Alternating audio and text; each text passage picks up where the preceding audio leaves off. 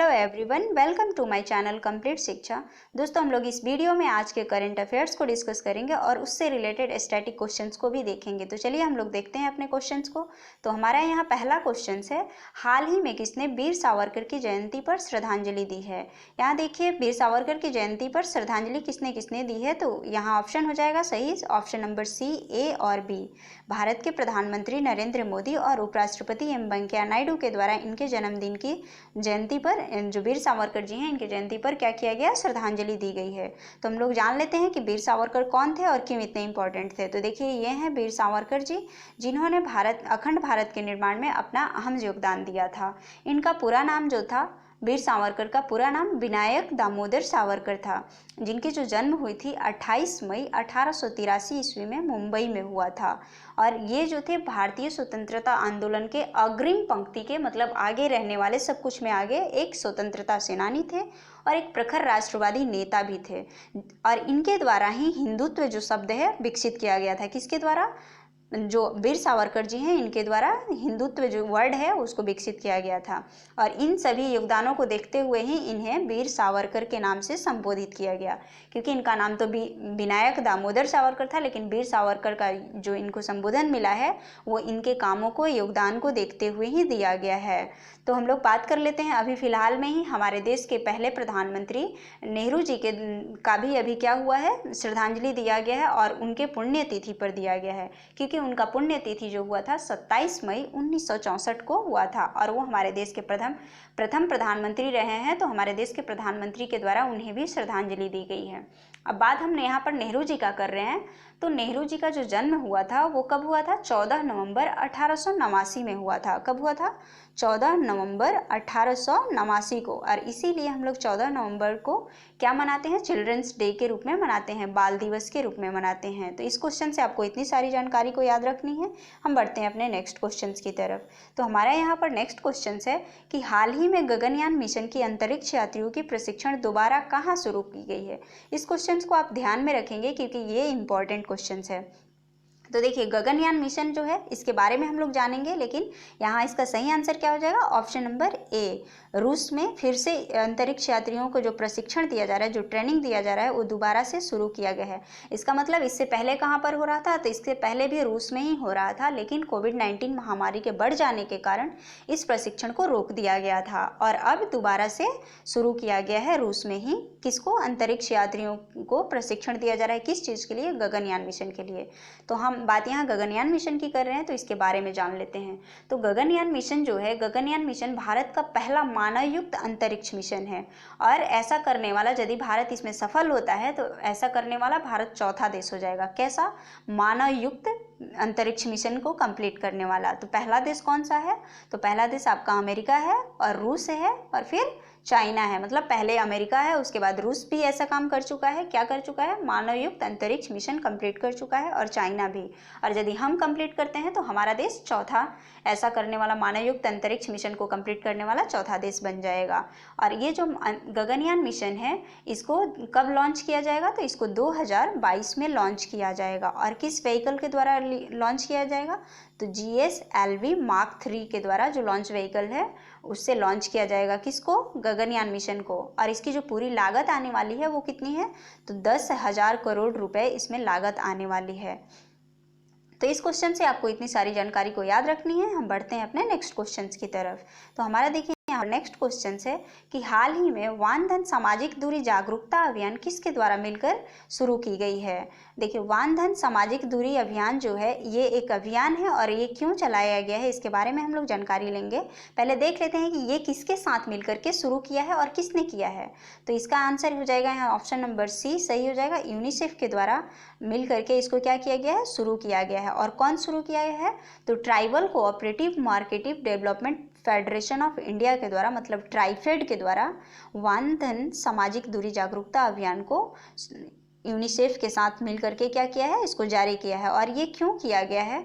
तो ये जो वान धन योजना है इसको 2018 में ही शुरू किया गया है। छत्तीसगढ़ छत्तीसगढ़ के द्वारा शुरू किया गया है, जिससे कि इससे क्या होगा कि इससे जो भी ट्राइबल जाति के लोग हैं, जो ट्राइबल लोग हैं, उनको नौकरियों में मदद मिल सकेगी और उन्हें व्यापार में भी सहयोग मिलेगा, ताकि ये जो है देखते रहेगा कि उनको नौकरियों में शोषण तो नहीं किया जा रहा है और नौकरी ज़्यादा से ज़्यादा दी जाएगी, जिससे कि उनका जो जीवन यापन होगा उसमें सुधार किया जाएगा। मतलब उनका जो जीवन शैली है, रहने का ढंग है, उससे क्या होगा, बदला जा सकेगा, क्योंकि उनके पास जब नौकरी होगा तो वो क्या रहेंगे, अच्छे से रहेंगे। तो इसलिए ये क्या शुरू किया गया है, किसके द्वारा, यूनिफेड के द्वारा वानधन सामाजिक दूरी जागरूकता अभियान शुरू किया गया है। और इसको किसके साथ मिलकर के शुरू किया गया है, तो यूनिसेफ के द्वारा मिलकर के शुरू किया गया है। और यूनिसेफ के बारे में हम लोग जान लेते हैं। तो यूनिसेफ का फुल फॉर्म हो जाएगा आपका the united nation internationals children's emergency fund. ये क्या काम करता है, तो ये जो है मानव और बच्चों के विकास के लिए उत्तरदायी एक एजेंसी है। कौन, यूनिसेफ। यूनिसेफ की स्थापना जो हुई थी वो कब हुआ था, 11 दिसंबर 1946 को किया गया था। और इसका जो हेडक्वार्टर है वो न्यूयॉर्क अमेरिका में है, यूएसए में है, न्यूयॉर्क में है। तो इस क्वेश्चन से आपको इतनी सारी जानकारी को याद रखनी है। हम बढ़ते हैं अपने नेक्स्ट क्वेश्चन की तरफ। तो देखिए हमारा नेक्स्ट क्वेश्चन है कि हाल ही में किसने कैचअप ऐप लॉन्च किया है। तो ये किसके द्वारा ऐप लॉन्च किया गया है, तो ये किया गया है, यहाँ ऑप्शन नंबर ए सही हो जाएगा, फेसबुक के द्वारा। अब इसके बारे में जान लेते हैं कि कैचअप ऐप क्या है। तो देखिए जो कैचअप ऐप है वो क्या है, ये एक ऐप है। कैसा ऐप है, तो कॉलिंग ऐप है, जिसमें क्या होगा कि मैक्सिमम 8 लोग एक साथ मिलकर के क्या कर सकेंगे, ग्रुप में बातचीत कर सकेंगे। और ये किसके द्वारा शुरू किया गया है, तो ये फेसबुक के द्वारा शुरू किया गया है। तो यहाँ फेसबुक का बात हुआ है तो हम लोग फेसबुक के बारे में जान लेते हैं। फेसबुक क्या है, दुनिया का सबसे पॉपुलर सोशल मीडिया साइट है और इसके जो फाउंडर हैं वो कौन है, मार्क जुकरबर्ग के द्वारा। और कब ये फाउंड किए थे, कब इसकी स्थापना हुई थी फेसबुक का, तो वो हुआ था 4 फरवरी 2004 में। आप 4 से याद रख सकते हैं कि 4 ही फरवरी को हुआ था और कब, 2004 में हुआ था। तो मार्क जुकरबर्ग के द्वारा 2004 में क्या किया गया था, फेसबुक की स्थापना की गई थी। और ये सबसे कम उम्र के व्यक्ति बन गए हैं अभी क्या, अरबपति बनने वाले। कितने साल में ये अरबपति बन चुके थे, तो 23 साल में, 2007 में ही ये अरबपति बन चुके थे। कौन, मार्क जुकरबर्ग, जो कि फेसबुक के क्या है, संस्थापक हैं। तो इस क्वेश्चन से आपको इतनी सारी जानकारी याद रखनी है। और आप यदि हमारे चैनल पर नए हैं तो हमारे चैनल को सब्सक्राइब कर लीजिए और इसको ज़्यादा से ज़्यादा लोगों को शेयर कीजिए। अपने जितने भी ग्रुप है आपके स्टडी ग्रुप, उसमें शेयर कीजिए, जिससे कि हमसे ज़्यादा से ज़्यादा लोग जुड़ पाएँ। और आपको अच्छे लगे तो इस वीडियोज़ को आप लाइक भी करें। तो देखते हैं हम अपने नेक्स्ट क्वेश्चन को। तो हमारे यहाँ पर नेक्स्ट क्वेश्चन है में नाइजर में भारत के नए राजदूत किसे नियुक्त किया गया है।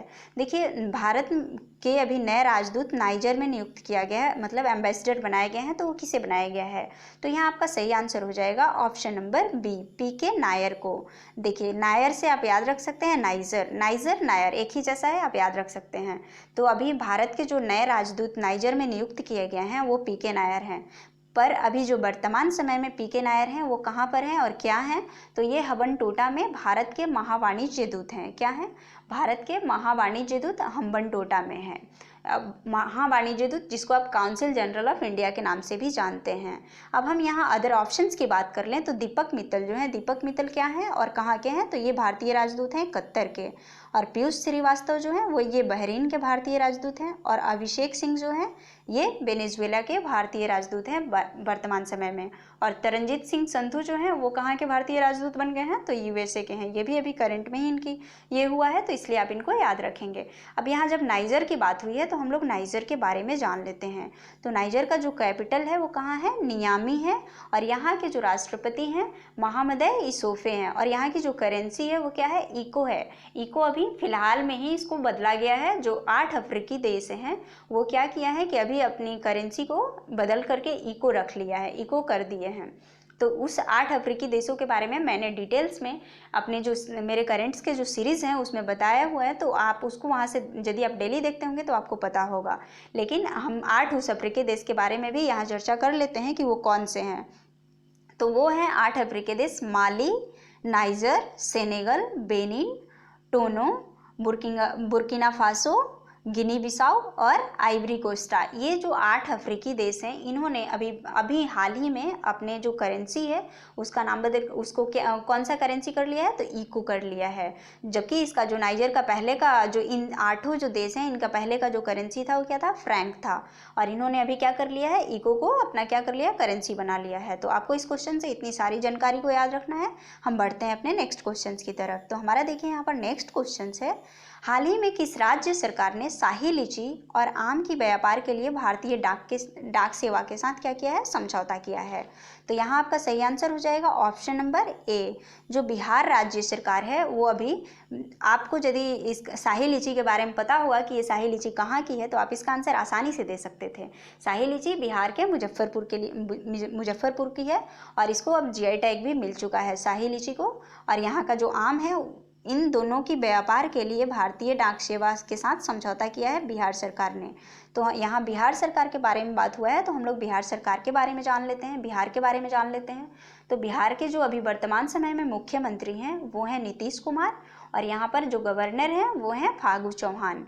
बिहार की राजधानी पटना है, और बिहार की जो स्थापना हुई थी वो 22 मार्च 1912 को किया गया था। और हम लोग 22 मार्च को एक दिवस भी मनाते हैं, जो कि विश्व जल दिवस मनाते हैं 22 मार्च को ही हम। बिहार के जो उच्च न्यायालय है जो कि पटना में स्थित है, उसके जो वर्तमान समय में भी न्यायाधीश हैं वो हैं संजय कैरोल। और बिहार में ही आपका कछुआ पुनर्वासन केंद्र भी है, जो कि बिहार के भागलपुर में स्थित है। और भारत का एकमात्र डॉल्फिन शोध केंद्र, जो कि विक्रमशिला गंगटोक डॉल्फिन शोध केंद्र है, वो कहाँ पर है, पटना में ही है। और ये भारत का एकमात्र शोध केंद्र है, इसलिए आप इसे याद रखेंगे।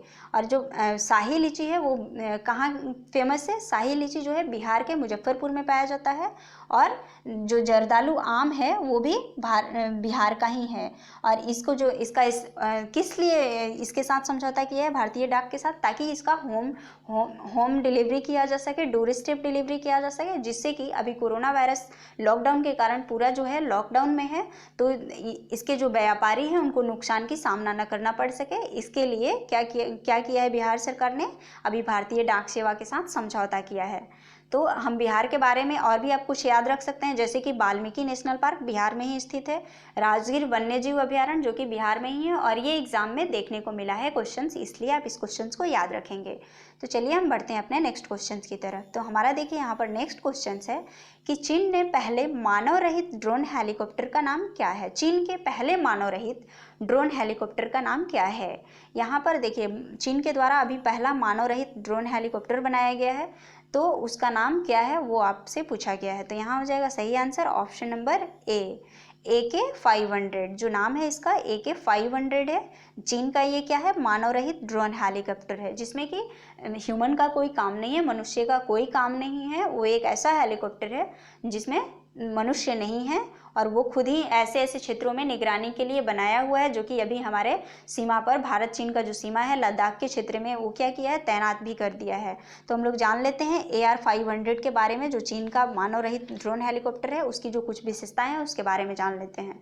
तो AR-500 जो है, जिसका वेट जो है, जो भार है, इसका वजन जो है वो कितना है, 500 kg का है। और इसका जो स्पीड है वो कितना है, 170 किलोमीटर प्रति घंटे की स्पीड से ये क्या कर सकता है, चल सकता है।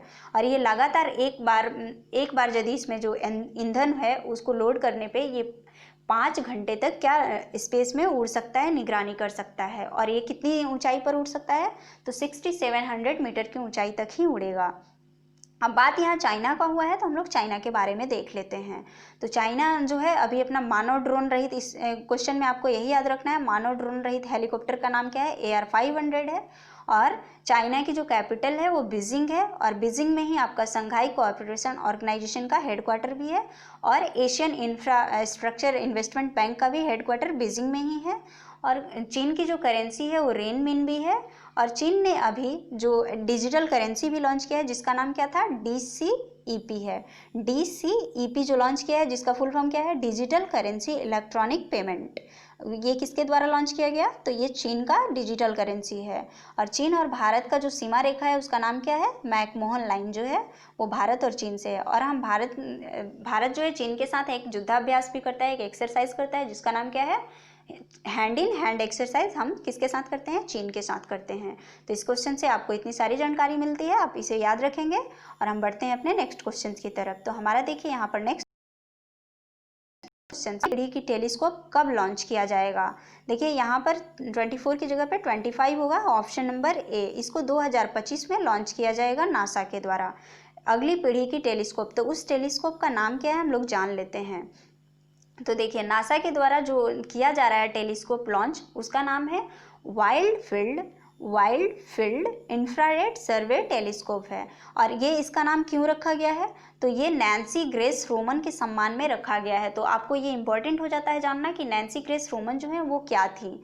तो नैन्सी ग्रेस रोमन जो है वो अमेरिकी अंतरिक्ष एजेंसी की पहली मुख्य खगोल विज्ञानी थी। और इसकी स्थापना क्यों की जा रही है, ये अगली पीढ़ी की टेलीस्कोप जो है वाइल्ड फील्ड इंफ्रारेड सर्वे टेलीस्कोप, उसकी स्थापना इसलिए किया जा रहा है कि जो दूर स्थित जो प्लैनेट है, ग्रह है, खोज करने के लिए नासा के द्वारा ये टेलीस्कोप का स्थापना किया जा रहा है। अब बात यहाँ पर नासा का हुआ है तो हम लोग नासा के बारे में भी जान लेते हैं। तो नासा का फुल फॉर्म हो जाएगा आपका नेशनल एरोनॉटिक्स स्पेस ऑर्गेनाइजेशन, जिसकी स्थापना हुआ था कब, 1958 में। जबकि हमारे यहाँ डीआरडीओ का स्थापना हुआ था 1958 में ही। आपसे ये भी याद रखेंगे, क्योंकि यदि आप क्वेश्चंस को कनेक्ट कर करके एक दूसरे से कनेक्ट करके याद रखेंगे तो आप एक क्वेश्चन से बहुत सारे क्वेश्चंस को याद रख सकते हैं। तो इसलिए आप ऐसे ही पढ़ें, जब भी पढ़ें तो आप एक से दूसरे क्वेश्चंस को कनेक्ट करने की हमेशा ही सोचें। तो यहाँ पर देखिए हम लोग नासा के बारे में बात कर रहे थे। तो नासा का जो हेडक्वार्टर है वो वाशिंगटन डीसी में है, और वाशिंगटन डीसी में ही वर्ल्ड बैंक का भी हेडक्वार्टर है। नासा की एक अंतरिक्ष यात्री अभी हाल ही में न्यूज़ में रही थी, उनका नाम क्या है, क्रिस्टीना कोच। आप उन्हें भी याद रखेंगे। क्यों याद रखेंगे, क्योंकि उन्होंने अभी महिलाओं में सबसे ज़्यादा दिन स्पेस में रहने का रिकॉर्ड अपने नाम किया है। और वो कितने दिनों तक स्पेस में रही हैं, तो 328 दिनों तक रह करके ये नाम अपने नाम कर लिया है। तो इस क्वेश्चन से आपको इतनी सारी जानकारी मिलती है। हम बढ़ते हैं अपने नेक्स्ट क्वेश्चन की तरफ। तो हमारा यहाँ नेक्स्ट क्वेश्चन है, हाल ही में चर्चा में रहा फ्लाइंग बुलेट भारत के किस सशस्त्र बल से संबंधित है। देखिए फ्लाइंग बुलेट के बारे में हम लोग जान लेते हैं। ये क्या है, स्क्वाड्रन है। स्क्वाड्रन का मतलब ये हुआ कि एक छोटा सा सेना का टुकड़ी है जिसका नाम क्या है, फ्लाइंग बुलेट। तो ये किस सशस्त्र बल से संबंधित है, तो यहाँ आपका सही आंसर हो जाएगा ऑप्शन नंबर बी। भारतीय वायुसेना में शामिल एक फ्लाइंग बुलेट जो है सेना की एक टुकड़ी है, जिसको अभी किस में शामिल किया गया है, भारतीय वायुसेना में। तो ये क्यों किया गया है, तो हमारे जो वर्तमान समय में एयर चीफ मार्शल हैं RKS भदौरिया के द्वारा यह जो है फ्लाइंग बुलेट को शामिल किया गया है। हल्के लड़ाकू विमान जो है हमारा तेजस है, लाइट कॉम्बैट एयरक्राफ्ट तेजस में इसको शामिल किया गया है, जिससे कि क्या किया गया है, मतलब तेजस के साथ ये लोग काम करेंगे। कौन काम करेंगे, फ्लाइंग बुलेट नाम से जो सेना की टुकड़ी है वो तेजस के साथ काम करने के लिए हमारे एयर चीफ मार्शल के द्वारा क्या किया गया है, सम्मिलित किया गया है। और इसको अभी कहाँ पर तैनात किया जाएगा, तो तमिलनाडु के कोयम्बटूर में तैनात किया जा रहा है। अब यहाँ तेजस की बात हुई है तो हम लोग तेजस के बारे में भी जान लेते हैं। तो इसके बारे में तो आप जान गए कि लाइट कॉम्बैट एयरक्राफ्ट है, जिसको कि किसके द्वारा बनाया गया है, HAL के द्वारा, हिंदुस्तान एरोनॉटिकल लिमिटेड के द्वारा बनाया गया है। और हिंदुस्तान एरोनॉटिकल का जो हेडक्वार्टर है वो कहाँ पर है, बेंगलुरु में है। और ये 4th जनरेशन का है, कौन, तेजस जो है वो 4th जनरेशन का लड़ाकू विमान है। अब यहाँ भारतीय वायुसेना की बात हुई है तो जिसकी स्थापना कब हुई थी, 8 अक्टूबर 1932 में इसकी स्थापना किया गया था। इसके कारण ही हम लोग 8 अक्टूबर को क्या मनाते हैं, भारतीय वायुसेना दिवस मनाते हैं 8 अक्टूबर को। तो इस क्वेश्चन से आपको इतनी सारी जानकारी मिलती है। बढ़ते हैं अपने नेक्स्ट क्वेश्चन की तरफ।